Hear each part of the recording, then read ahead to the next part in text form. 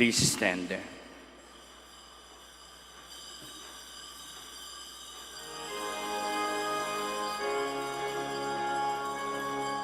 Masaya nating ipagkanda ang pagdating ng mananabos, tagapagligtas natin. Tuwirin mga landas, mga alitang ay tapusin, sapagkat si Kristo'y darating. Tuwirin mga landas, mga alitang ay tapusin, sapagkat si Kristo'y darating.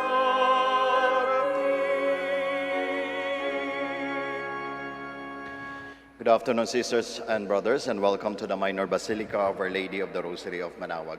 Today we will celebrate the memorial of Saint John of the Cross, priest and doctor of the Church.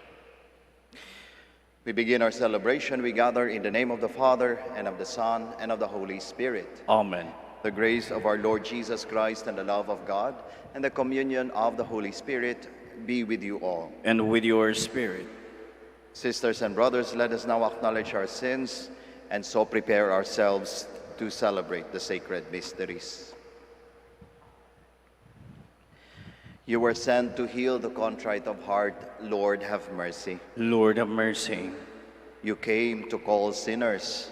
Christ, have mercy. Christ, have mercy. You are seated at the right hand of the Father to intercede for us. Lord, have mercy. Lord, have mercy. May Almighty God have mercy on us, forgive us our sins, and bring us to everlasting life. Amen. Let us pray. O God, who gave the priest Saint John an outstanding dedication to perfect self-denial and love of the cross, grant that, by imitating him closely at all times, we may come to contemplate eternally your glory. Through our Lord Jesus Christ, your Son, who lives and reigns with you in the unity of the Holy Spirit, one God, forever and ever. Amen. Please be seated. A reading from the book of Numbers. When Balaam raised his eyes and saw Israel encamped, tribe by tribe, the Spirit of God came upon him, and he gave voice to his oracle, the utterance of Balaam, son of Beor, the utterance of a man whose eye is true, the utterance of one who hears what God says and knows what the Most High knows, of one who sees what the Almighty sees, enraptured and with eyes unveiled. How goodly are your tents, O Jacob, your encampments, O Israel. They are like gardens beside the stream, like the cedars planted by the Lord. His wells shall yield free flowing waters. He shall have the sea within reach. His king shall rise higher, and his royalty shall be exalted. Then Balaam gave out, I behold him, though not near. A star shall advance from Jacob, and a staff shall rise from Israel. The word of the Lord. Thanks be to God. Teach me your ways, O Lord. Teach me your ways, O Lord. Your ways, O Lord, make known to me. Teach me your paths. Guide me in your truth and teach me, for you are God, my Savior. Teach me your ways, O Lord. Remember that your compassion, O Lord, and your kindness are from of old. In your kindness, remember me, because of your goodness, O Lord. Teach me your ways, O Lord. Good and upright is the Lord. Thus he shows sinners the way. He guides the humble to justice. He teaches the humble his way. Teach me your ways, O Lord. Please stand.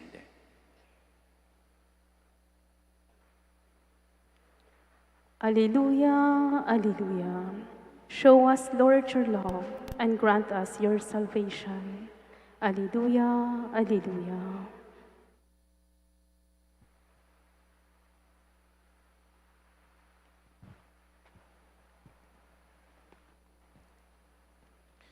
The Lord be with you. And with your spirit. A reading from the Holy Gospel according to Matthew. Glory to you, O Lord.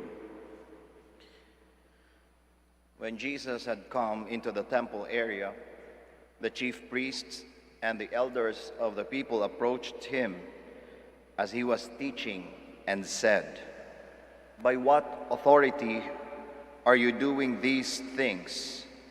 And who gave you this authority?" Jesus said to them in reply, "I shall ask you one question, and if you answer it for me, then I shall tell you by what authority I do these things. Where was John's baptism from? Was it of heavenly or of human origin?" They discussed this among themselves and said, "If we say of heavenly origin, he will say to us, 'Then why did you not believe him?' But if we say of human origin, we fear the crowd, for they all regard John as a prophet." So they said to Jesus in reply, "We do not know." He himself said to them, "Neither shall I tell you by what authority I do these things." Sisters and brothers, the Gospel of the Lord. Praise to you, Lord Jesus Christ. Please be seated. Magandang hapon po muli sa ating lahat.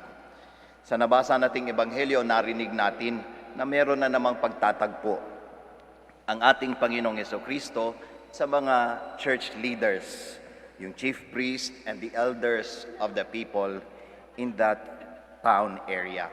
At sa pagtatagpong ito, nakita natin na ang intensyon ng mga church leaders patungo kaya sa ating Panginoong Jesucristo ay siya ay usigin. Kaya nga tinanong siya, "By what authority? And from whom is this authority?"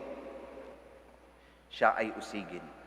Ngunit, sa palagi naman ang ating Panginoong Jesucristo, every time siya ay nakikisalamuha, ang kanyang intensyon ay magbigay ng pahayag o magbibigay ng liwanag. Kaya nga ang sagot ng ating Panginoong Jesucristo, katahimikan. Pahayag, paliwanag sa pamamagitan ng katahimikan. Yun ang pahayag ng ating Panginoong Jesucristo. Ang sagot ng kanyang mga taga-usig, katahimikan din. Ngunit hindi ito yung katahimikan na inaasahan o hinahanap ng ating Panginoong Jesucristo sa mga taong ito. Bakit? Kasi yung katahimikan na ipinakita ng mga chief priests, ng mga elders, yung mga umusig sa ating Panginoong Jesucristo, ay nagpakita lamang na sila ay malayo sa Diyos at malayo sa tao. Kaya nga, ang nasa puso nila, yung takot. Takot sa tao. Takot na mawala yung kung anong meron sila. Yung kanilang dignidad ba? O yung kanilang expertise? Yung kanilang pinanghahawakan. Nagpakita lamang na sila ay malayo sa Diyos at sa tao. Ngayon, ang katahimikan na hinahanap ng ating Panginoong Jesucristo ay yung katahimikan na naglalapit sa ating Panginoong Diyos. Yung katahimikan na naghihintay. Yung katahimikan na nagbibigay daan sa pagtanggap sa ating Panginoong Diyos sa ating mga puso. Ito yung katahimikan na hindi ipinakita ng kanyang mga tagausig. At ito yung katahimikan na ipinakita ng ating Panginoong Jesucristo. Kaya nga, meron siyang otoridad na magpahayag. Meron siyang kapangyarihan na mag-utos. Bakit? Kasi ang ating Panginoong Jesucristo, marunong manahimik. At sa kanyang katahimikan, ito yung pagbubukas ng kanyang loob sa kagustuhan ng kanyang Ama sa langit. Kaya nga makikita natin ang ating Panginoong Jesucristo every time, bago siya gumawa ng mga milagro, bago magpagaling ng mga may sakit. Anong ginagawa ng ating Panginoong Jesucristo? Nananahimik, nagdarasal. Si Juan Bautista, bago nagpahayag, bago naging isang propeta, ano yung pinakita niya sa buhay niya? Katahimikan. Siya ay pumunta sa ilang, nanahimik, at ginawa ang katahimikan na yon upang maging mas malapit siya sa ating Panginoong Diyos. Kaya sila ay may otoridad, kasi ang otoridad na yon nanggagaling sa katahimikan. Katahimikan sa pagtatanggap sa Panginoong Diyos sa ating mga buhay. Na ngayon mga kapatid, sa panahon ng Adbyento, ito din ang panawagan sa atin. Manahimik, katahimikan. Ang ipinagdiriwang natin na santo sa araw na ito, si Saint John of the Cross, ito yung kanyang turo, ang pananahimik para sa pagtanggap sa ating Panginoong Diyos sa mga buhay natin. Alam natin na sa panahon natin ngayon, medyo maingay.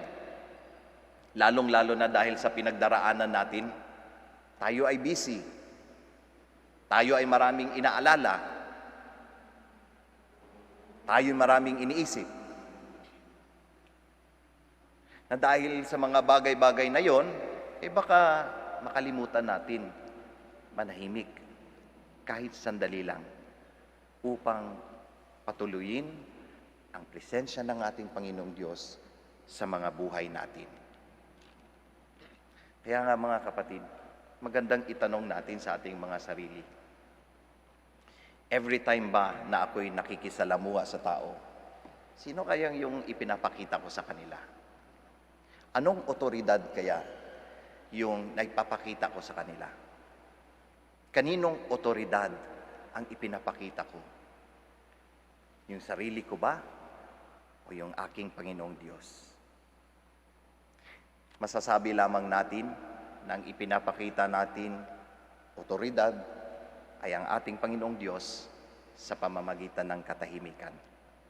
At kapag nangyari yon mga kapatid, sinasabi ko sa inyo, totoong may Pasko sa buhay natin. Totoong nangyayari ang Pasko sa buhay natin. Kahit pa magulo sa mundong ito, kahit marami tayong iniisip. Bakit totoo ang Pasko? Kasi iniluwal natin ang ating Panginoong Jesucristo sa pamamagitan ng mga buhay natin. Kaya mga kapatid, ang paanyaya sa atin sa araw na ito, manahimik at patuloyin ang presensya ng Diyos sa mga puso natin, sa mga buhay natin. Magsitayo po tayong lahat.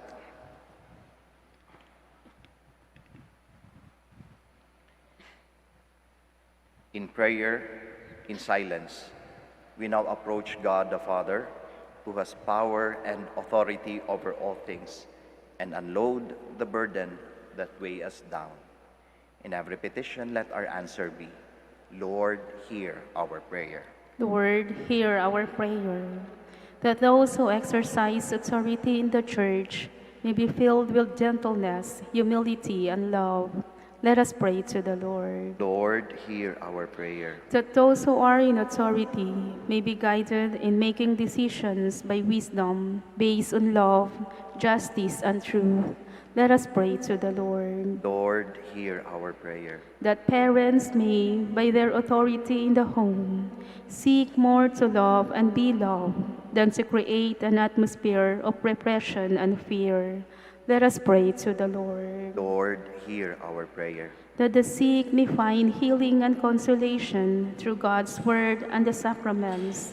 Let us pray to the Lord. Lord, hear our prayer. That the dead may be brought safely home in heaven. Let us pray to the Lord. Lord, hear our prayer. That the worldwide COVID-19 pandemic may end soon. That humanity may live in health and happiness. That the afflicted may be healed, and the dead may receive a merciful welcome to the Father's house. Let us pray to the Lord. Lord, hear our prayer.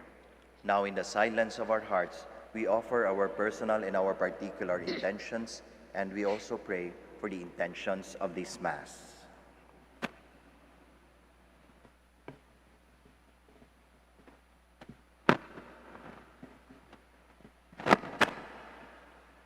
Heavenly Father, we rejoice in your abundant love for us. Establish your authority within us and be our companion on the road of life. We make our prayer through Christ our Lord. Amen. Please be seated.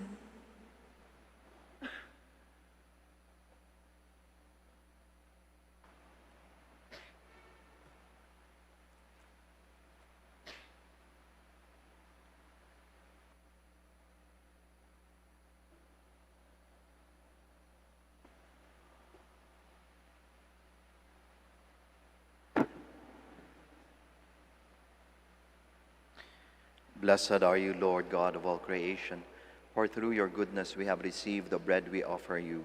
Fruit of the earth and work of human hands, it will become for us the bread of life. Blessed be God forever.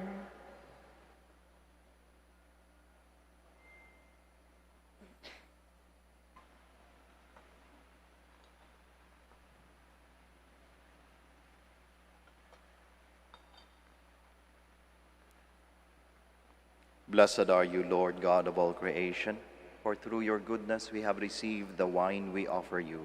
Fruit of the vine and work of human hands, it will become our spiritual drink. Blessed be God forever. Spirit and contrite heart may be accepted by you.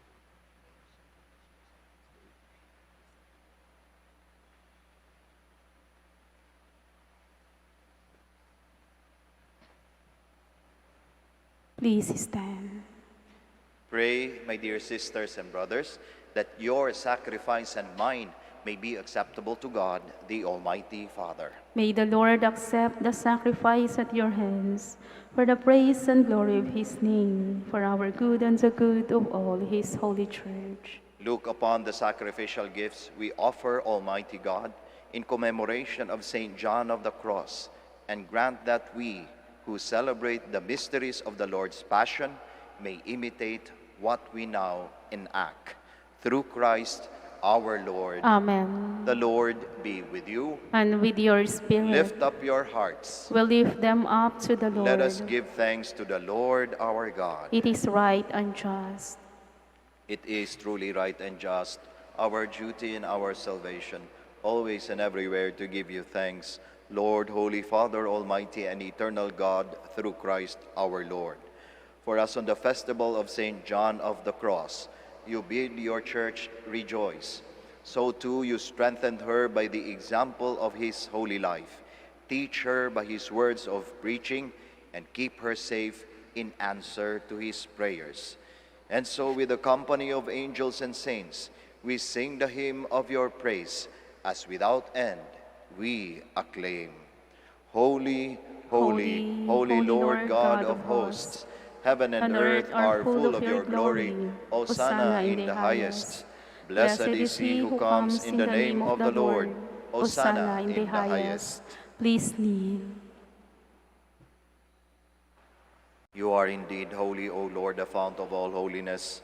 Make holy, therefore, these gifts, we pray, by sending down your Spirit upon them like the dewfall, so that they may become for us the body and blood of our Lord Jesus Christ.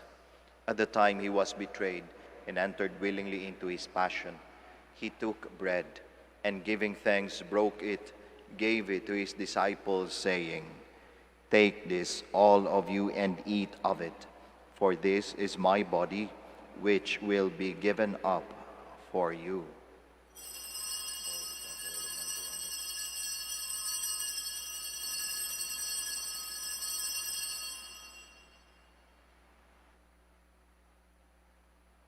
In a similar way, when supper was ended, he took the chalice, and once more giving thanks, he gave it to his disciples, saying, "Take this, all of you, and drink from it, for this is the chalice of my blood, the blood of the new and eternal covenant, which will be poured out for you and for many, for the forgiveness of sins. Do this in memory of me."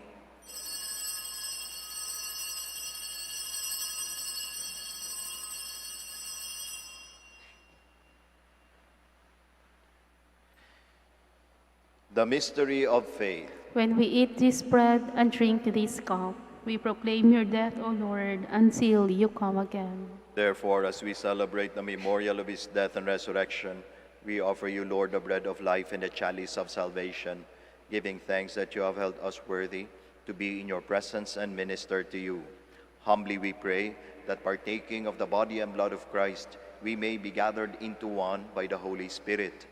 Remember, Lord, your church spread throughout the world, and bring her to the fullness of charity, together with Francis our Pope, Socrates our Bishop, Fidelis his Assistant Bishop, and all the clergy.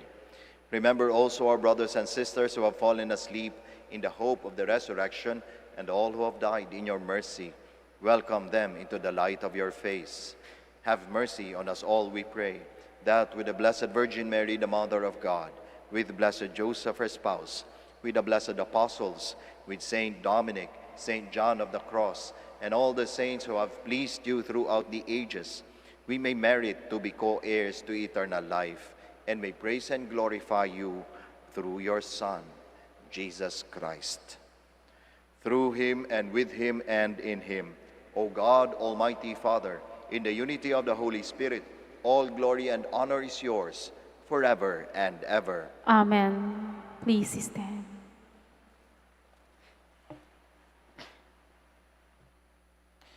At the Savior's command and formed by divine teaching, we all dare to pray.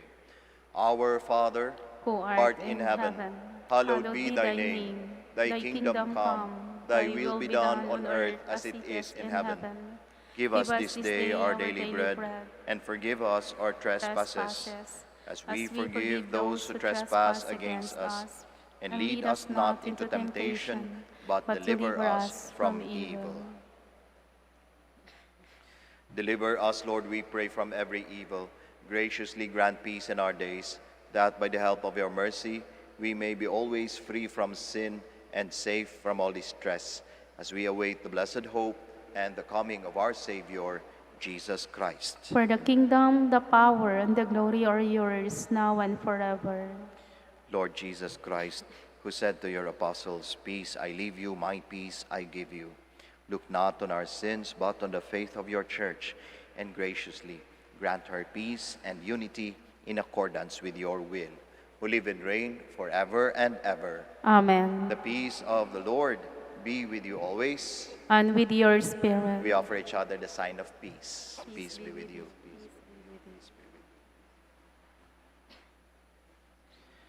Lamb of God, You take away the sins of the world, have mercy on us.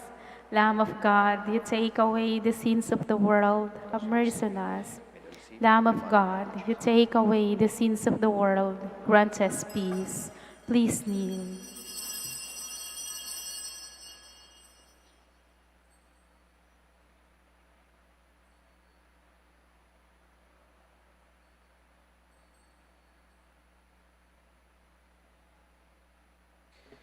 behold Jesus, the Lamb of God, the Son of Mary. Behold him who takes away the sins of the world. Blessed are those called to the supper of the Lamb. Lord, I am not worthy that you should enter roof, under my roof, but only say the word, and my soul shall be healed. Corpus et sanguinis Christi custodiat me in vitam aeternam. In the body and blood of Christ, bless you, the Father, the Son, and the Holy Spirit.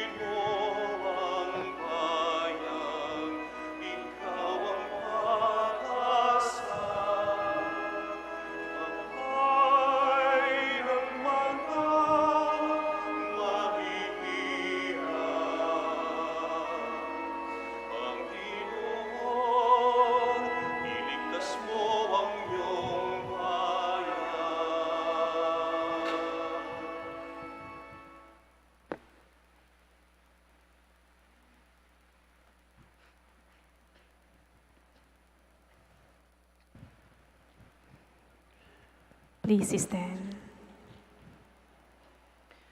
Let us pray. O God, who in St. John have wonderfully made known the mystery of the cross, graciously grant that drawing strength from this sacrifice, we may cling faithfully to Christ and labor in the Church for the salvation of all. Through Christ our Lord. Amen. Bago po tayo magtapos ng misa, ako po'y magpapasalamat sa ating lector-commentator, sa ating acolyte and Eucharistic Minister, at sa inyong lahat po na nakiisa sa misang ito. Maraming salamat po. Ingat po tayo sa ating pag-uwi, na mabaunin niyo po ang pagpapala ng ating Panginoong Diyos sa pamamagitan ng ating mahal na ina, ang Birhen ng Santo Rosario ng Manaoag. Muli po, maraming salamat. The Lord be with you, And with your spirit. and may Almighty God bless you all, the Father, the Son, and the Holy Spirit. Amen. The Mass has been offered. We all go in peace. Thanks be to God. We shall now have the prayer for the blessing of the sick and the blessing of our rosaries and other religious articles. Our help is in the name of the Lord. Who made heaven and earth. Let us pray. God, our Almighty Father, by your blessing you give us strength and support in our frailty. Turn with kindness towards our brothers and sisters.